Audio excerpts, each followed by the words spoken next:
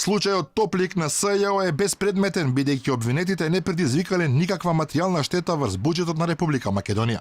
Министерот за транспорт и врски Сугаревски во допис со датум од 3 декември 2018 година го известува државниот правобранител дека по проверките кои се направени токму на барање на правобранителот, било заклучено дека во постапката целосно биле заштитени имотните права и интереси на државата, со што практично престанува и основата за гонење на сите обвинети бидејќи нема кривично дело. Опозицијската ВМРО ДПМН предупредува дека обвинителството морало да го земе во предвид овој факт, бидејќи целиот случај се заснова на сомневање дека била злоупотребена службената положба и овластување од поранешниот министер за транспорт и врски Милијана Киевски и лицата од комисијата која одлучувала за Сончев град, а тоа е дело за кое е неопходно да се докаже дека била предизвикана штета. И покрај тоа Катица Јанева и незиното обвинителство поднеле обвинение. Процесот се одвива повеќе од една година, при што, како што велат од ВМРО ДПМН, трпат малтретирање и обвинетите и нивните семејства, а државата ја чини огромна сума пари земени од граѓаните. Прашуваат зошто обвинителството се уште не го откажува гонењето по овој предмет, односно зошто го нема известено судот дека го повлекува обвинителниот акт.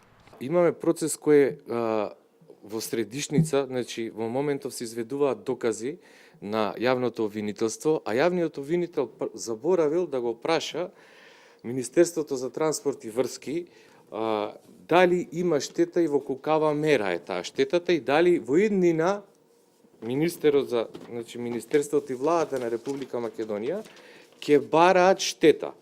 Ова е недозволиво во правото. Ова е недозволиво, значи ние како граѓани имаме луѓе, значи кои не си ги исполнуваат своите обврски навремено и според стандардите и процедурите кои се пропишани согласно со закон. Од ВМРО ДПМН порачуваат дека самиот јавен обвинител е тој кој треба да побара информации дали лицето кое се појавува како оштетено е навистина оштетено, но тој ја прескокнал таа фаза можеби и свесно. Најавија дека ќе покренат кривична постапка против лицата кои не си исполниле својата должност навремено да ги информираат институциите или ги злоупотребуваат институциите за политички прогон. Инаку информациите за кардинални грешки во случајот Топлик доаѓаат во многу сензитивен момент за СЈО, кој според анкетите забрзано ја губи довербата на граѓаните поради бројните нерегуларности и афери кои следат неговата работа.